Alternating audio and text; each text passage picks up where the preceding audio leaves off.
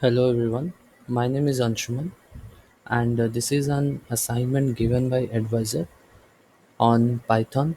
So Python and the dataset is given over here as Microsoft App Store, and we have been given 5 questions and we have to work on that question and get out the result, and this is for our assignment, that is the practice questions.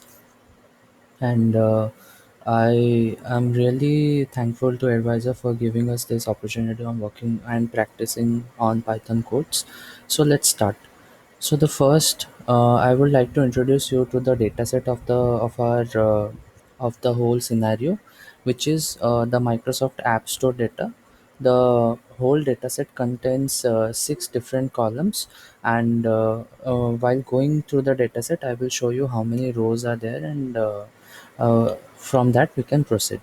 So first and foremost, we have been given 5 different questions, and as you can see, the 5 different questions are completely different concepts. So let's start. I have added this Microsoft app logo just to attract. That's it, nothing else.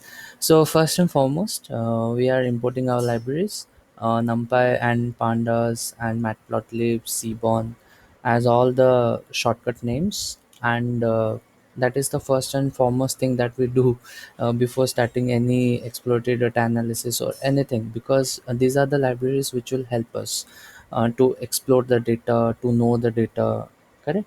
So after that, we're gonna go into importing the dataset, which we are storing in a variable called df, and the same concept of reading the CSV file, and after that, we just to check the file, I have given df.head to check the file. I will write over here to check our dataset and its columns, correct? So if we run it, we're gonna see our dataset. Just a minute. Yeah. So this is our dataset, correct? So after this thing, we're gonna go a little down and we're gonna check our different shape. So to check the rows and columns, we have been given a function called shape, and shape will give first the rows and then the columns. Then to check the different data types and how many non-null and count of our variables and columns. And so this is the function called info, and in info we can easily see that all the variables are there, and all the data types are there, and we have 1 2 3 4 object data types and one float and one int data types, int 64. Okay, here comes the first question. We have the first question is, find out the number of people that rated the app on each day of a weekday. So let's try to understand the question. So the question asks us that how many people have rated the app on each day. I mean each day apart from Saturday and Sunday. Right. So what we can do over here is, our approach to the question is, we're gonna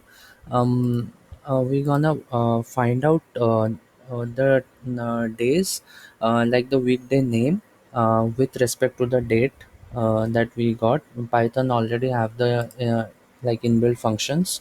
We just have to use it and we can find it. So, so the first and foremost thing, we have to convert the date column from object to date time column. So the function is, we have to call the df as a the data frame, and the date as the column, and this is the syntax, and is equal to pt dot date time, because it's a pandas date time function, and we have to call again our date, and the format. Our format is day, month and year with hyphen in between, correct? So after running this, we have to make one new column to our data set, to our data frame, and to write that, we just have to write a new name with df as our initials, and which is equal to df of date dot dt. Dt is the date time, and dot day name is the inbuilt function. So this will give us the output of the date that we have, and the corresponding weekday name of that date, correct? So this is our first output. So after that, while storing in the variable, we can count the number of people who have rated on weekdays. So as you can clearly see, value counts is our function, and we can easily count Monday, how many people have rated on Monday, Tuesday, Wednesday, Thursday, Friday, Saturday. Just leave Saturday and Sunday up to Friday, correct? So if we give over here ascending equal to false, we can easily, it's actually in what you can say, it's in descending order. The number of people who have given the most number of ratings comes first. Okay, next, now let's go to the next question. The next question gives us, find out the names and prices of all the apps that have prices more than 1,000, correct? So I want to give you a idea that here our price is a object type, object data type. So we can't work on an object data type if we have been given any numerical output, correct? So what I have done over here, if I have checked my data on the thing, so we have been given a okay, let me just run it for you. um, okay, as you can clearly see in the price section, we have many free columns, right? I will show you.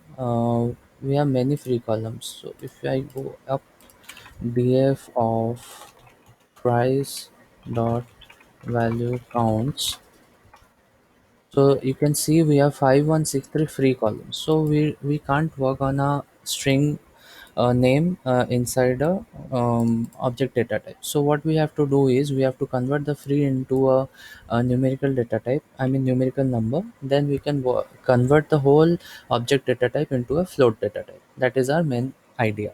So I have used the numpy function where I have given the price equal to free.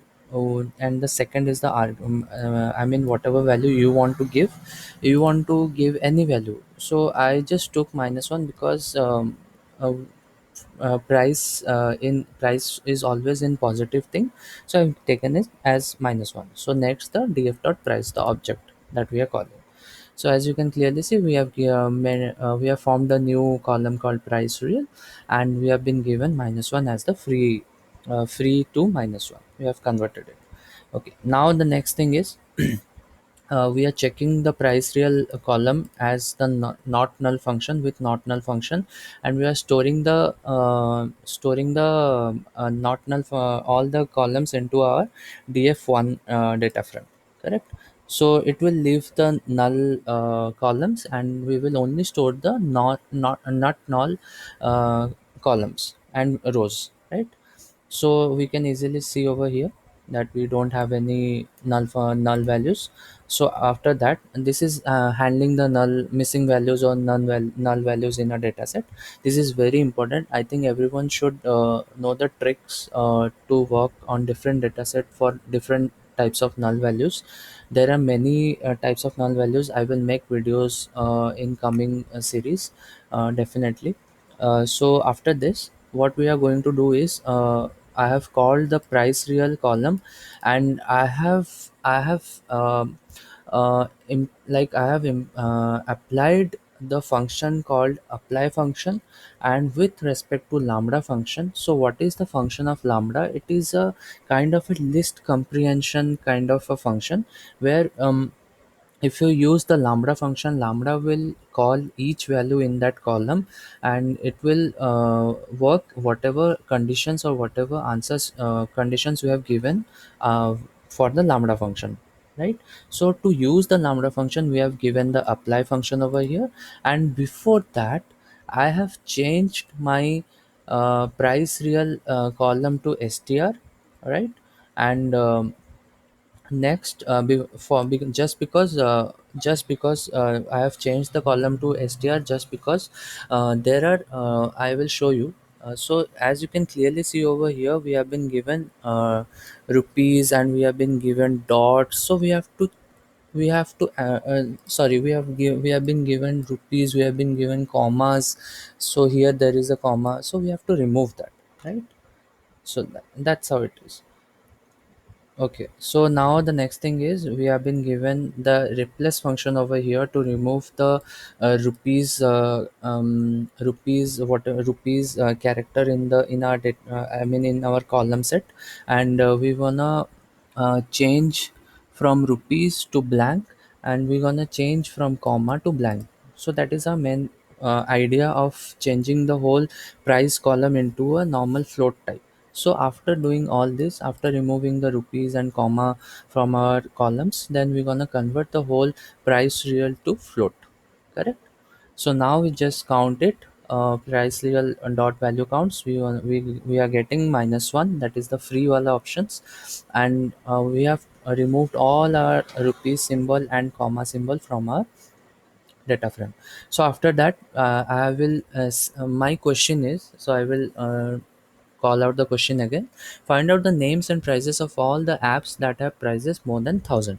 So all the prices which are more than 1,000, I will call out only the names of that um, price. Correct.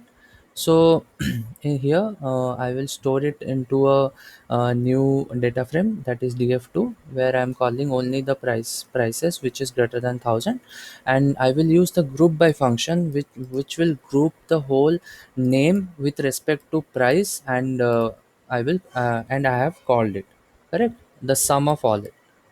Correct. So here are the answer.